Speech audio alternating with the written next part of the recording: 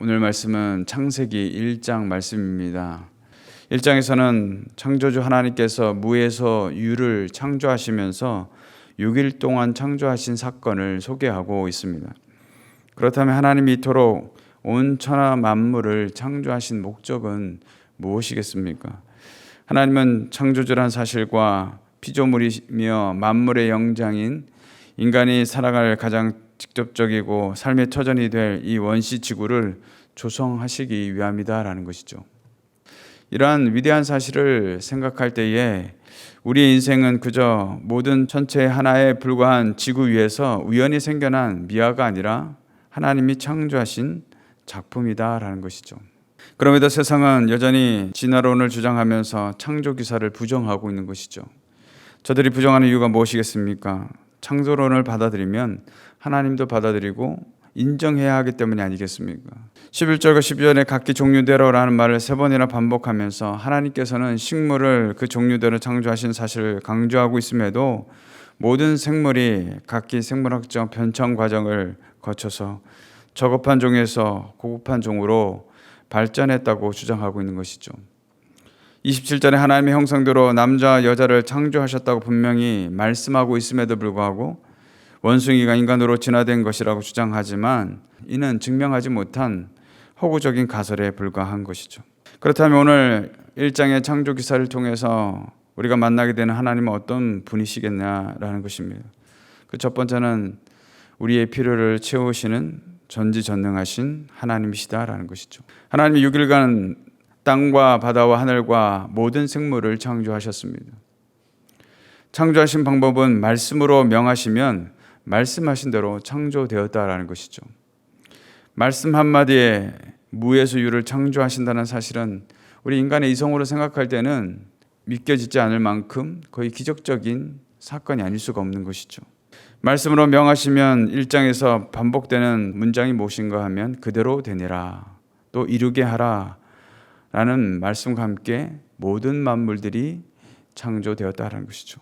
자연 만물에 대해서는 하나님이 구성하신 대로 명령하시고 창조하셨지만 사람을 창조하실 때는 26절에 보면 우리의 형상을 따라 우리의 모양대로, 27절에도 자기 형상 곧 하나님의 형상대로라고 말씀하고 있는 것이죠. 그저 아무렇게나 지어진 것이 아니라 바로 하나님의 형상대로 사람이 창조되었다는 것이죠. 이는 만물과 다르게 특별한 과정을 거쳤음을 알 수가 있는 것이죠. 사람을 창조하실 때는 우리의 형상을 따라라는 표현에서 알 수 있듯이 삼위 하나님께서 창조에 관해서 다른 피조물들과 달리 특별하고 소중한 존재로 다루고 있음을 우리에게 보여주고 있는 것이죠.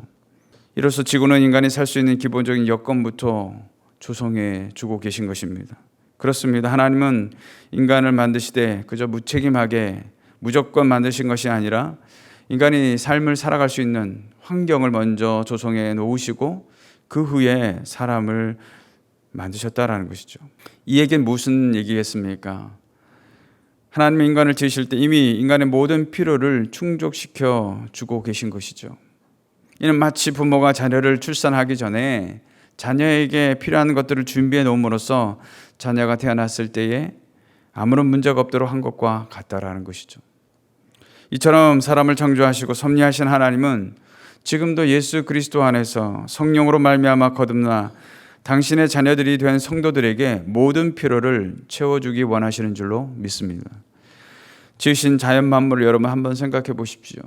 그 안에 얼마나 복잡하고 수많은 질서와 원리들이 균형을 이루고 존재하고 있는지 피조물의 존재 자체를 다 아셨기에 인간이 오랜 시간 연구하고 또 연구해야 밝힐 수 있는 이 비밀처럼 하나님은 아직도 우리가 다 알지 못하는 그 놀라운 섭리들을 가지고 역사하고 계신다라는 사실이죠.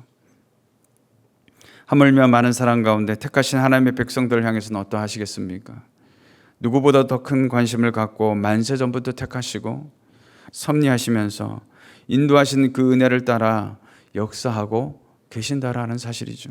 이처럼 그 하나님의 놀라운 섭리가 오늘도 저와 여러분의 삶 가운데 차고 넘치시기를 주님의 이름으로 축원을 드리겠습니다. 또한 오늘 하나님의 이 창조 사건을 통해서 만날 수 있는 하나님은요, 바라보시고 기뻐하시는 하나님이시다라는 것이죠. 본문에서 창조 기사만을 기록한 것이 아니라 창조하신 것에 대해서 하나님은 보시기에 좋았더라, 심히 좋았더라라고 기록하고 있습니다. 우리는 하나님이 창조하신 피조물이라는 사실을 자주 망각할 때가 많습니다. 그래서 내게 주어진 생명도 내 것인 양, 삶도 내 것으로 생각하고 내가 원하는 것을 추구하고자 하지만 결코 그렇지가 않다라는 것이죠. 피조물인 우리는 창조주의 목적대로 지음을 받은 존재임을 잊지 말아야 될 줄로 믿습니다. 지으신 목적이 있다는 것은 무슨 얘기겠습니까? 아무렇게나 살아가서는 안 된다는 얘기죠. 목적대로 분명히 살아가야 함을 말씀하고 있는 것이죠. 그렇다면 하나님이 사람을 지으신 목적이 무엇일까요? 그 첫 번째는 바로 하나님이 지으신 모든 만물을 다스리도록 하시기 위해서이다라는 것이죠. 26절 마지막에 보면 다스리게 하자 하시고 라고 하였습니다. 하나님은 하나님의 형상대로 사람을 지으시고는 하나님이 창조하신 모든 만물을 다스릴 권세를 위임해 주신 것이지 우리가 결코 주인이 아니라는 것이죠. 따라서 마음대로 훼손해야 된다는 의미가 아니며 하나님이 주신 지혜를 가지고 잘 개발하고 이 자연을 꽃피워야 함을 의미하는 것입니다. 그래서 28절에는 생육하고 번성하여 땅에 충만하라, 땅을 정복하라, 모든 생물을 다스리라 라는 이 문화 명령을 주신 것이죠. 무슨 말이겠습니까? 하나님이 창조하신 자연세계는 번성하고 다스릴 대상이지 또 이것을 놓고 숭배해서는 안 된다는 것이죠. 그런데 영적으로 우둔한 많은 사람들이 이 자연을 신으로 삼고 숭배하는 일들이 오늘날 얼마나 많이 있는지 모르겠습니다. 또한 하나님이 사람을 창조하신 목적이 무엇이겠습니까? 하나님을 영원토록 찬양하고 경배하기 위함인 줄로 믿습니다. 이사야 43장 7절에 보면 내 이름으로 불려지는 모든 자 곧 내가 내 영광으로 위하여 창조한 자를 오게 하라. 그를 내가 지었고 그를 내가 만들었느니라 라고 말씀하고 있습니다. 이것이 바로 창조주 하나님이 사람을 창조하신 목적이요 오늘 저와 여러분이 존재하는 목적이다라는 것이죠. 그런데도 오늘날 많은 사람들은 자신에게 주어진 생명과 시간과 물질을 자신의 만족과 유익을 위해서 사용하고 있다는 것이죠.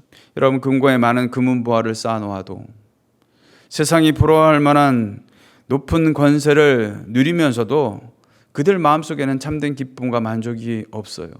왜 그렇겠습니까? 창조하신 목적을 잃어버렸기 때문에 그렇습니다. 사랑하는 성도 여러분, 저와 여러분은 하나님이 창조하신 목적을 가지고 살아가는 주님의 백성들인 줄로 믿습니다. 그러므로 어떻게 살아가는 것이 또 무엇을 하는 것이 하나님을 기쁘시게 하며 영광 올려드리는 삶인지를 우리가 먼저 하나님 앞에 구해야 한다는 것이죠. 그리고 하나님이 말씀하시는 그 뜻을 따라 순종하며 살아갈 때 오늘 저와 여러분의 삶이 하나님께 영광이 되고 우리의 삶에는 한없는 기쁨과 평강이 차고 넘치는 복된 하루가 될 줄로 믿습니다.